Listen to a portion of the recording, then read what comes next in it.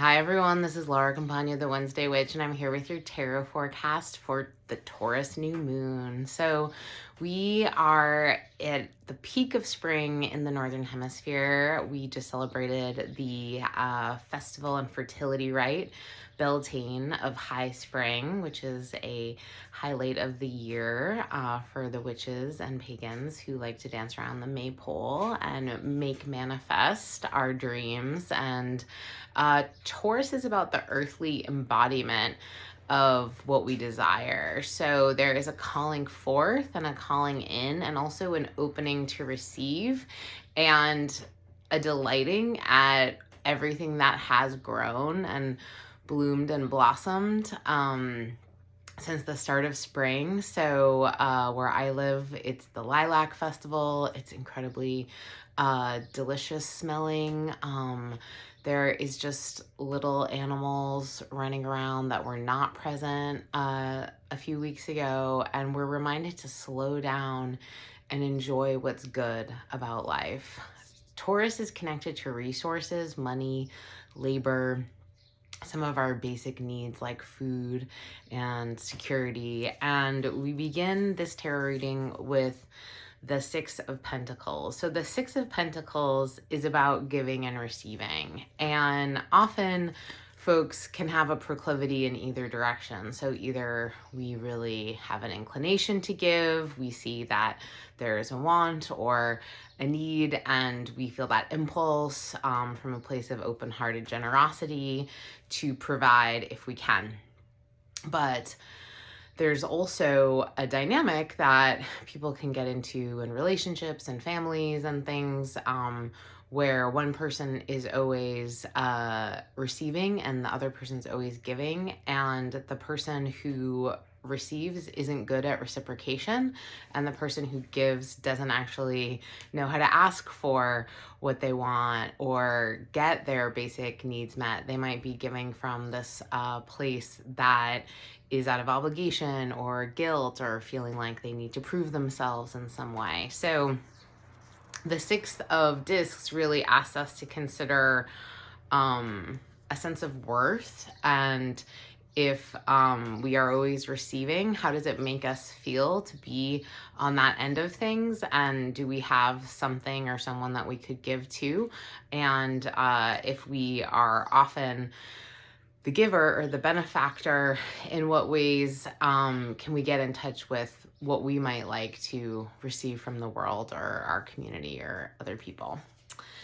So that is definitely a big setup for Taurus season. And where we are now is the Eight of Cups. So we're in this very tumultuous moment after the Jupiter-Uranus conjunction on April 20th, which was really a peak and a highlight of Uranus's transit through Taurus, which has been going on since March 2019. So there has just been this huge shakeup in this Taurus area of life. And Taurus tends to be conservative. It's a sign that wants assurances, that wants to know, like, okay, it's been like this in the past, and you can have that amount of quality in the future. And we can tend to kind of grasp or become a little controlling or get rigid in terms of what we're asking for or what we feel like we need.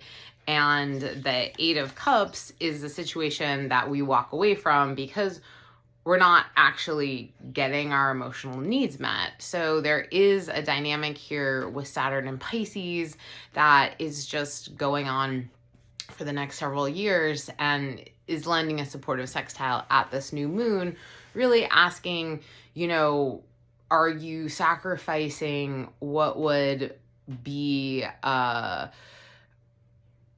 emotional satisfaction or true intimacy or deep connection for a sense of security and assuredness in the Taurus area of your life? And you can look at your chart to figure out where that is. So it might be that it's better to just move on and seek different pastures, because Uranus wants us to live our most authentic and free life. And once the moon conjoins the sun, and, you know, is on May 7th. It will go and the next day very soon on May 8th and conjoin Uranus and Jupiter. So we're really feeling this embodiment of the energy and the initiation from April 20th in a huge way this week. Our challenge is the Three of Wands. So the Three of Wands is about initiation. You've started something. Aries always wants to be stat in something, and we've got Mars in Aries right now. And so there's this tension between Taurus wants to take it slow. Taurus is about, you know, that kind of slow and steady build, that gradual effort that you put in, and also just relaxation and listening to your body and taking a nap when you need it. And are you hungry? Taurus really wants us to check in with that acronym HALT. Are you hungry, angry, lonely, tired? Like, do you need a hug? Do you need somebody to comfort you? Taurus really roots us into the truth of our bodies, and the body holds a lot of wisdom, but Mars in Aries is like, let's go. Mars is excited to be in Aries and is kind of flying free. And so we might be waiting for things to return or have some sort of, we've put out the effort and now we get to reap the rewards. But the challenge is just that it might take a little longer. You know, Mars is definitely pushing us to move and to go, but Venus is ruling Taurus season under the beams of the sun. So what manifests might not be immediate in the Taurus area of life, and we might need to have some patience and see what develops, you know, in Scorpio season in 6 months. So the final outcome is the Queen of Swords. And this is really, I think, about having realistic expectations. The Queen of Swords is about knowing what matters to you, the ideals, the ideas, having a faculty with communicating with other people and the concepts that matter most to you. The Queen of Swords is really rooted in her sense of alignment in terms of justice and peace and integrity. And she's quiet about it. You know, if you ask her opinion, she will tell you honestly, but she's not flashy and like out there, but she's also very clear about her boundaries. So right now we're all being asked to kind of get in touch with what really matters to us and to put our money where our mouth is in a particular way with Taurus season.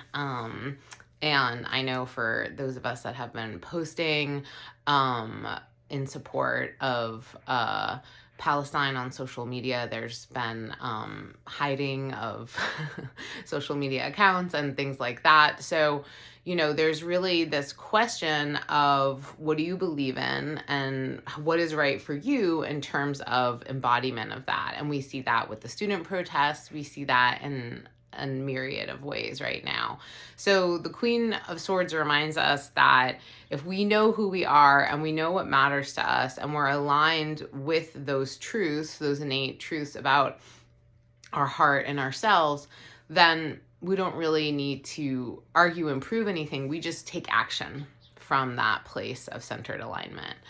And then the bonus card is the Page of Swords, which has a very Athena, Minerva, goddess of wisdom energy to me, but also has like a learning energy. Like this Page of Swords is kind of like she's trying to figure out, you know, how to defend her position and how to, if she's being attacked, how to respond skillfully.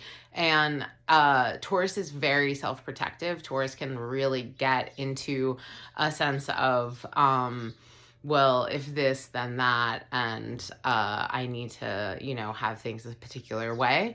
So we're encouraged to be open-minded, to notice the relationships where it feels hard to communicate and maybe put in some effort around that to try to understand people better and see things from their point of view. But again, to stay aligned with what matters to you in the heart, and be willing to change your mind, because Gemini season is coming soon, and Jupiter's going into Gemini on May 25th, which is going to be such a big deal. It's going to be really exciting for all the Gemini folks. So I hope you have a beautiful rest of Taurus season. I hope that the awakening of Uranus and Taurus on April 20th helps you to kind of embody a sense of liberation and freedom in the Taurus area of your life. And we're going to have the Sun and Venus and then Mercury coming to conjoin Uranus and Taurus after the moon. So it's just going to continue until Gemini season starts. And notice what develops that was initiated on April 20th and through May 19th. So have a fabulous rest of the month. Let me know how it goes. And if you're wondering where this lands for you in your chart, you can book a session with me at lauracampagna astrology.com. Take care.